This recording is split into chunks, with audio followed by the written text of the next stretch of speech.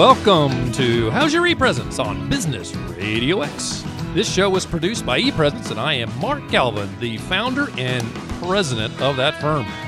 We are coming to you live from the Subaru of Gwinnett studio inside the Sonesta Gwinnett Place Atlanta Hotel. Welcome to the show where we talk about business and social media. We like to try to teach you something a little new about social media and business because, gosh, you know what? It can be a little nebulous at times, right? So that's what we are all about. This show is brought to you by the social media firm ePresence, and we manage social media for both companies and individuals. I haven't done this before, but I want to let everybody know that we have some things on the calendar that's coming up, where I will be going for in-person training, seminars, and panels. As a matter of fact, if you're interested in having me appear, you can send an email to info@epresence.me. But here's some things that are coming up. January the 23rd, I'll be joining the folks at the Buckhead Business Association's breakfast. That thing's at 7 o'clock in the morning. Goodness gracious, I'm going to make sure I go to bed early the night before. But I'll be presenting to those folks about LinkedIn and letting people understand some of the little hacks that you can employ on LinkedIn to make yourself a little more effective. Also, on February the 11th, I'll be doing a webinar with the International Coach Federation's Oregon chapter, and that's 3 p.m. Eastern time. So we do webinars. So if you'd like a little bit of that, and I know there's a lot of organizations out there that are trying to find a way to create great content for their association members. That's a great way to do that. Give me a call. I can help you out with that webinar. And the other one, which I'm pretty excited about, this is the second year in a row, I'm going up in February. On February the 27th, I'll be in New York City with HSMAI, and that stands for Hospitality Sales and Marketing Association International. Quite frankly, I don't think they use the full name anymore. They only go with the acronym. So look up HSMAI. I'll be in New York City on, February the 27th at 4:30 Eastern, and I do think that they'll let some other folks join in there. So if you're interested in that, you can shoot me a note or look up HSMAI and reach out to them, and I bet they'd let you join. So if you're interested in any of those, you can reach out to me, or, of course, if you'd like for us to join you at one of your programs for a civic group or corporation, shoot us a note, info@epresence.me. Well, I'm very excited. We have a guest joining us today here on How's Your ePresence that I'm really excited about, and the person is Heather Riggs, who is the founder and chief innovator with Atlanta Legal Marketing. Heather, welcome. Thanks so much for having me, Mark. I am so glad you're here. So we know each other pretty well. How do we know each other? Yeah, so we are both part of an organization called PowerCore, which is a closed networking referral marketing organization.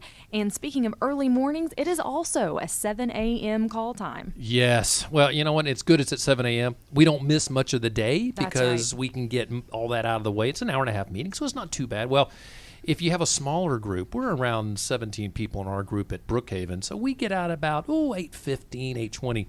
So it's not that bad, but yeah, you got to get up early for that. For sure. So what's great about PowerCore is it helps connect people, much like social media does. You and I met each other through one of our members connected us, and so I'm excited because you and I are going to be office mates. Actually, I'm going to be your office mate in your offices at your parent Oregon. I'm excited about that, so I'll be joining you guys in February. But you and I were comparing notes and found that we've got some great things in common, and I said, golly, you've got to join me on the podcast. For sure. Because of what you do. What do you do at Atlanta Legal Marketing? So honestly, it's exactly what the name of the company sounds like. It's marketing for lawyers in Atlanta. Easy as that. Easy as that. Great branding. Anything that can happen on the internet is something that we can accomplish. So we're not designing business cards or billboards, but if it happens online, on social media, blogging, on a website, we can do it. So you're digital marketing for lawyers. Exactly. And is it are law firms interested in hiring you guys, or individual lawyers that have their own practice, or does it matter? Yeah, it doesn't matter. It's a little bit of both, but typically our clients skew on the smaller side. So even if it's a firm, there may be a dozen attorneys at most, maybe 3 or 4 partners in that firm. And then lower, we've got the solopreneurs where it's just them, a laptop, and their clients. So that's awesome. That's awesome. So how did you get into this? What is it that started this? Because you're a lawyer. I am you a have lawyer. a law degree, I so do. you did this work, and then you jumped. I mean, it's almost like you ran away from it, but you didn't. You figured out a way to blend something you love, digital marketing, with the legal field. How'd that happen? Yeah, I really think that rather than running away from it, I ran headlong into it. You jumped in at first. Yes, because rather than maintaining a single practice, which is what I was doing while I was practicing law for all those years, I did adoption work. Now I'm working with dozens and dozens of firms all over Atlanta. So cool. Really I amplified the legal work I do, if anything. But as I mentioned, I was an adoption attorney, and adoptions were what led me to the law to begin with. That's because I was adopted. Wow. And so in trying to understand what that meant when I was very young, my parents were open and honest in answering my questions, and they explained that they hired a lawyer. The lawyer did some paperwork, they talked to a judge, and that's how I became their daughter. It really sounded simple from your parents' perspective. Absolutely. I mean, you fill out a form, you talk to a guy, you've got a kid. How easy could it be? That's not hard. Not at all. So, of course, it overly simplified my view of what that process is like, but more than that, that was my first impression of what a lawyer was. Wow. To me, a lawyer was someone who made families, and I wanted to do that just like someone had done that for me. That is terrific. That's terrific. So there's something else that you did, that you have done, and you've been to a lot of places. And it looks like when you were in college, you went to 20 different countries. Yeah, between college and law school. So, I did not come from a background where exotic abroad vacations were an option for us. But my parents really encouraged me to find every opportunity that I wanted to take advantage of. And for me, travel was number one.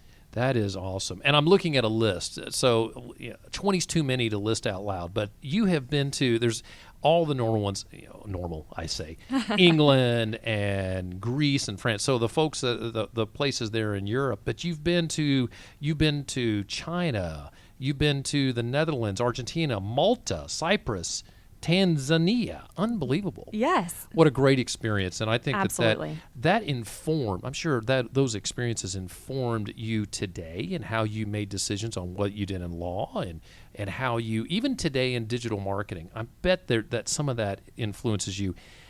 I did some work with the hotel business, and when I was in my 20s, went to 33 different Hyatts. Now, I did not go, that Hyatt hotels, I need to enunciate that. But I went all over the country, and I hit all four corners, including Hawaii, and I was in Canada and the whole bit. And it definitely changed the way I saw the world. So traveling gives you a good perspective of both people and space and tolerance and everything that goes with that. So I think it's great that you did that. Most definitely. I like to say that I am a collector of perspectives. Yeah, I think you are probably the same. Yeah, that's a very good way to put that. I like that. So as you know from when we were talking before the show, I like to talk a little bit about news, what's going on in the world of social media.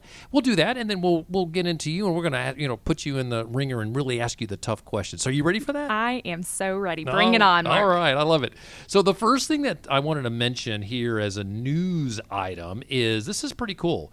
Pinterest, which has been a social media site that's been, well, let's say quiet. You don't hear a lot about it. Well, I think that's going to change. They are officially the third largest social media network, and they overtook Snapchat. So we all hear about Snapchat. Well, I do. I've got 3 kids, and adults that have kids, you've got to be on Snapchat. I'm constantly looking at my kids' stories to see what's going on with them. Sometimes my daughter in college is, her story I don't want to see, but it is something that the young people appear to really love. Well, here's what's interesting, and I'm reading right out of an article, and this is from, who is this from? I had that written down on my first page. It is from, Business Insider by Tyler Sonamaker, and here's what he shared, that Pinterest surpassed Snapchat as the third largest social media network in the U.S., and that's according to a report from eMarketer. And the truth is, Pinterest is not going to give up this space, and the reason is that Pinterest has universal appeal. And if you think about it, that makes great sense.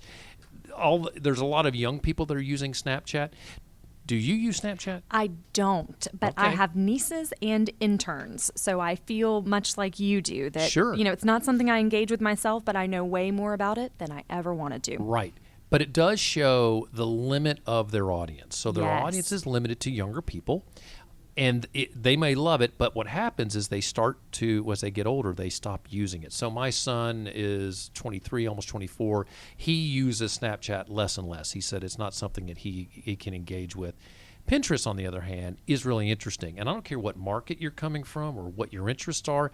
Pinterest has something that will engage you. So, for example, I like old cars. I think old cars are really cool. Well, when I go into Pinterest, that's what I look for are the vintage cars. And as people renovate cars or not renovate's the wrong word, but as they Restore them. Mm-hmm. Thank you. As they restore them, they'll put them on Pinterest, and they're really some cool pictures. So it has a much larger audience. Here's something else that's interesting. Snapchat grew by 5.9% in last year. Pinterest grew by 9.1%. So Pinterest is not going to give up this third spot. They are pacing ahead of Snapchat. So as a business owner, why is this important? It's important because sometimes you can reach your audience on Snapchat.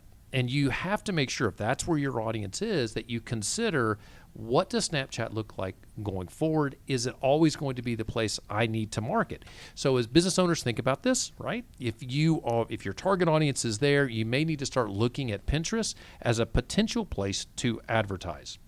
So that's the first thing I want to mention. Oh, here's something else. This is big. Have you heard of TikTok? Oh, yes. Now, do you have a TikTok I on do your phone? not have a TikTok. No. Okay. It's addicting. Do you have a TikTok? Oh my gosh, yeah. When I get in the car and I'm bored, not when I'm driving, when I'm a passenger and having 3 kids that drive, I never have to drive when I'm with them. I'm always on TikTok because, number one, they think it's funny. They'll look at me and say, "Are you watching TikTok?" TikTok is awesome. It is extremely entertaining. And what's interesting here is because of the way China, because TikTok's owned by a firm in China, because it's owned by China, the data is not coming out. We don't know how large the audience is exclusively in the U.S. They could officially be the third largest social media channel. So got to watch for that, and that may be a place that you may want to look to advertise as well. Absolutely fascinating. You know, I find myself more and more using the Instagram Explorer feature to consolidate my consumption of both Twitter and TikTok. Actually, because they're reposted there. That's a great point. And that is something that I think technology has to evolve to a point that it becomes simpler because it's getting more and more confusing and there's involved. More choices. Just look at the streaming services, right? Everybody and their mom has a streaming service nowadays. That's a great point. So this podcast is on every channel possible, and I was overwhelmed when I saw how many channels there were. Fortunately, we have a service that pushes it to all the channels. Right. But there are probably over a dozen channels that we have to push to. So it speaks to that streaming channel piece. Well, let's shift gears. I want to talk about something else, and this is really right up your alley. This is a news item, but it really speaks to digital marketers. Google Chrome is phasing out third-party cookies in an effort to boost privacy. This is very interesting. So Google is not a firm that I think is exclusively interested in my privacy. I totally agree. They've given me no indication that that's the case, right. But for this headline, maybe. Yeah, because we are what they sell. That's right. So the users of Google have to, they're marketing us, and that's why anybody goes to Google. And Google and Facebook, they occupy 60% of the digital advertising revenues. They all go between the two of those. But to me, this is very interesting.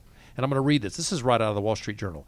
Google plans to restrict the use of third-party cookies in its Chrome internet browser, and it's a move that they say aimed at bolstering user privacy while they visit websites. So what is a third-party cookie? It is and we've seen this, you drop on a website, and you know what? I've seen this on CNN. So I'm on CNN, and I'm paging down, and at the bottom of the page, there'll be some ads. Those ads are not placed there by CNN. Those ads are coming from a third party, right. And that is part of that third party system. What is a third party cookie? If I click on that, it's going to send that third party a cookie letting them know that I was interested in that ad. Chrome's going to start blocking some of those, if not all of them. What do you think about that? Is that a good thing or is that a bad thing? I think it's great for the consumer and horrible for the marketer. Right. So it's a double-edged sword, really, because data is, what we trade in as marketers if we're doing a great job at it. However, personally, when I'm consuming news, just exactly as you described, Right. I find them annoying at best and invasive at worst. And so I think really all that this is going to create is a situation where we're getting more creative and perhaps more stealthy about how we're gathering that data. Because Exactly. mark my words, the data will be gathered. Right. It just, if not in that way, through another way. There's going to be, that's very true. It's a very good point. I get this question often when I'm speaking about privacy, and I use an example. It's a fictional example, but still very real. And I have Google, not Google. I have Amazon Echoes in my house. In fact, I have too many of them. I think I have one in every room. So, in fact, when I talk to Alexa in one room, the one in the other starts talking back. Like, you two need to talk to each other better. Too funny. Work it out, Alexa. That's right. Figure it out. But so my example is I'm walking out of the kitchen and my wife says, "Hey, we need blueberries." And I go, "Great, I'll go to the grocery store to go get them." And I get in the car and I drive to the grocery store and I'm walking around and I see milk. Gosh, we need milk. And then I see some cereal that I want. And then I'm standing in the checkout line. And as I'm sitting there, there's a system, say, that's connected to Alexa that says, "Mr. Galvin, you forgot blueberries." I'm like, "Oh, I did." Now, that's pretty darn useful, right? Absolutely. That is something that technology can do, but it can't do it without understanding that it's listening to some of the things that I've granted it the ability to listen to me in certain areas. So Right. that is valuable, but I lose some privacy with that. That's right. And the danger is, go ahead. What were you going to say? Well, I was going to say, Alexa saved your breakfast and may have saved your marriage. That's- Had you come home without those blueberries. So, Bravo. good job, Alexa, right? Exactly. That's a useful feature. That's good. However, if someone that has nefarious means or desires gets a hold of my data, they can use that against me. And I get that too. So what we need to do is understand that there are some times where a third-party cookie is a good thing, especially if you're interested in buying something. And if you look at say you're on Amazon, and I was, a matter of fact, I was interested in buying a certain kind of tea that someone had said, "This tea is delicious." And I went on to Amazon and I looked up that tea, and I wasn't going to buy it. I was just shopping. And it shows up on my other outlets reminding me that reminded me that I was looking at that tea. Right. So it can be helpful. I do think that from a business perspective, when you're looking at advertising, third-party cookies are something you need to be aware of. If you're working with a digital marketer and they're charging you top dollar, you need to make sure you're getting the bang for your buck that you're paying for. Most definitely. Because they might be blocked. So this is a good question to ask. And if you're doing it on your own, there's examples galore when you're advertising on Facebook. It will often give you the opportunity to advertise on other platforms. And this is where your advertisement can end up on another app, and the app is a partner of Facebook. And they know your demographics, and so if you're looking at the weather, well, it may be because I signed in on that weather app with my Facebook app Right. that I'm getting the advertisement push from Facebook. That's either bad or good depending on your perspective. From a business perspective, you're reaching a wider audience, and that's great. From a personal perspective, you got to think about those sort of things. And you can turn all that off if you're worried about your personal privacy. I think this is very interesting. We'll have to watch where this goes. And you and I are always very interested in what's going on in digital marketing. So I think that this will be an ongoing conversation. Definitely. In the future. Well, good. I think that we're in a good spot. We're going to shift gears, and I'm going to ask you some questions if you're okay with that. I'm okay with it. The first is, I have this questionnaire that I always send out to all of my guests, and it has probably, a dozen or so questions on it, and I ask, what is your opinion on each of these, and can I bring it up in the session? The one question that I'm going to say disagreed with, and I want to ask you about that is, do you believe that social media is the first impression of you and your organization? And you said no. Why? Sure. So this goes right in line with what I preach to my clients constantly, because attorneys are sometimes hesitant to adopt new marketing mediums, right? We have this idea in the legal community that all marketing is standing on top of a truck and yelling through a megaphone, and it absolutely doesn't have to be. It's good imagery. And as well, Yeah. many of my clients say, well, I get new legal clients through word of mouth because they meet me, because I have that personal relationship. And I assure them that I'm not trying to sabotage their ability to make personal relationships, but rather it's a compliment. Right. Because when someone meets you, let's say at a networking event, at a Power Core meeting, for example, and they take your card, used to be that card would go in a Rolodex, and whenever that person had a need, they would look up your card, they would give you a call, and the referral would happen. Right. But now there are so many steps in between that happen online in order to validate your credibility. And so rather than a first step, I see that, at least for my clients, as a second step. So that relationship is already fledgling.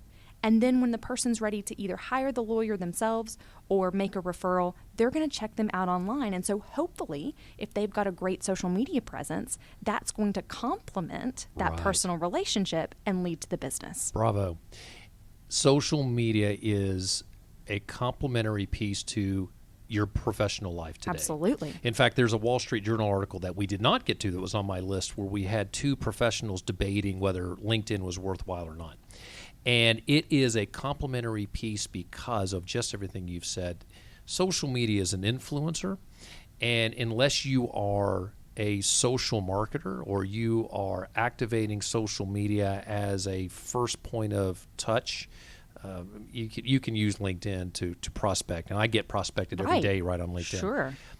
It is that is one avenue, but most business people are going to use LinkedIn. They should see LinkedIn as complementary to their daily life. It is not something that they're going to lead with, but it is certainly not something that they should ignore. Right. Nonetheless essential, right? Because that bridge has to be built. Absolutely. And it's a huge component in that. Absolutely. There are some people who may not pull you up on LinkedIn, and that's okay. Sure. But the longer we get used to these digital tools, the more people will pull you up on LinkedIn before they meet you or even after they meet you. They may forget your email. They may forget your phone number, God forbid.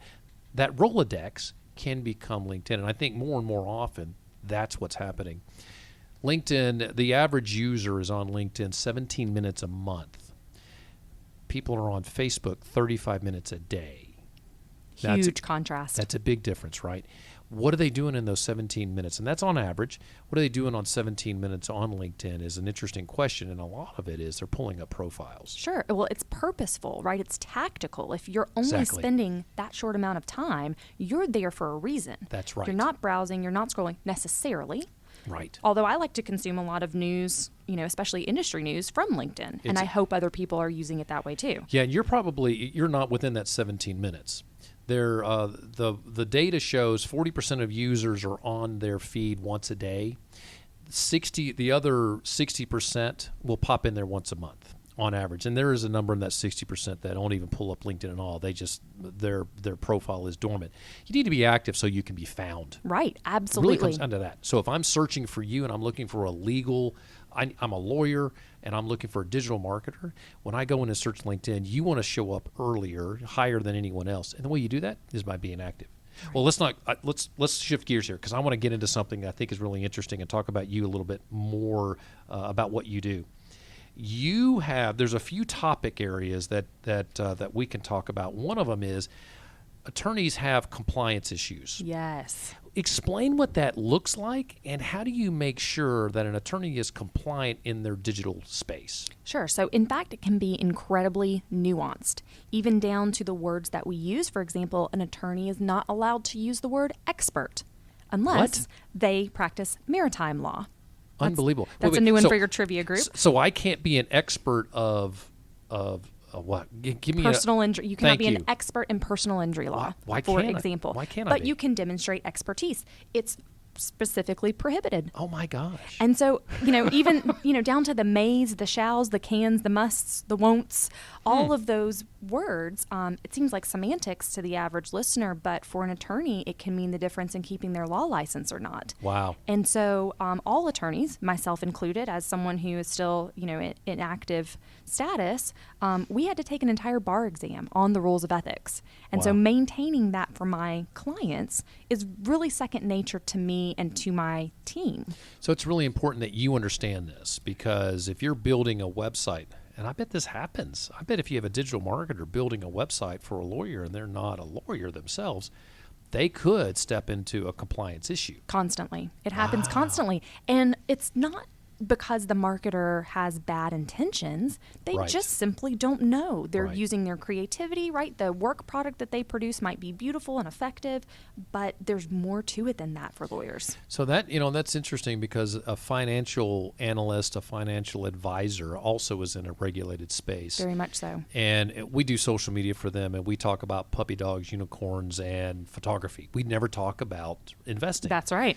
And it's because of those issues. Precisely. So if I'm looking for a digital, if I need a new website and I'm a lawyer, I really should be looking for someone like you who understands the legal space. That does lawyers' websites or law firm websites. Yeah, and at the very least, I would encourage someone looking for a marketer to go with someone who works exclusively with attorneys, even if they aren't an attorney themselves, because I think, you know, that's the level of depth you need in order to do this well and not get people disbarred.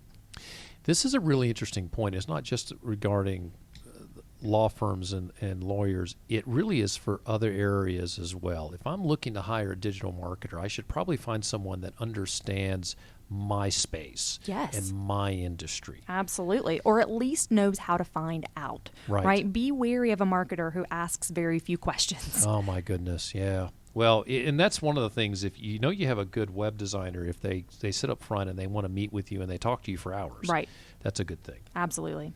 So there are pitfalls of law practice management pyramid schemes. You said that. What does that mean?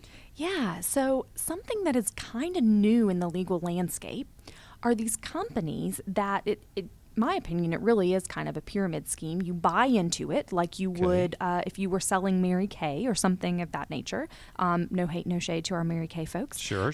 But you buy into it, and you have to attend these classes. They give you advice, coaching. But what they are doing is actually managing and owning, in a lot of cases, all of that firm's collateral. So they say, okay, great, Lawyer John, we're going to help you build a website. We're going to help you create a blog. We're going to teach you how to put all these systems in place, which, by the way, we own. And if you ever leave, you will lose all of it. Oh, my goodness. So it sounds like a great way. It's an inexpensive way of getting a digital spot. Well, frankly, Mark, a lot of these programs are ridiculously expensive. Really? And I've gained some clients who have come from these, and they are delighted to hear that my invoice is going to be a third of what their other one was. Oh, my goodness. That's just amazing. And that happens because if you build a website and it's sitting on somebody else's server, they really own that website. Yeah, in a lot of ways. But that's not the way that we treat our clients. Bravo.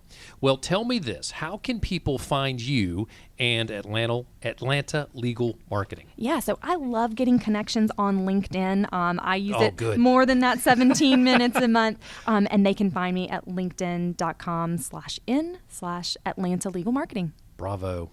All right. And is there do you want to give out a phone number, or you prefer digital? Digital's best, right? I do. I think digital is best. Absolutely. It's easier too. Good for you.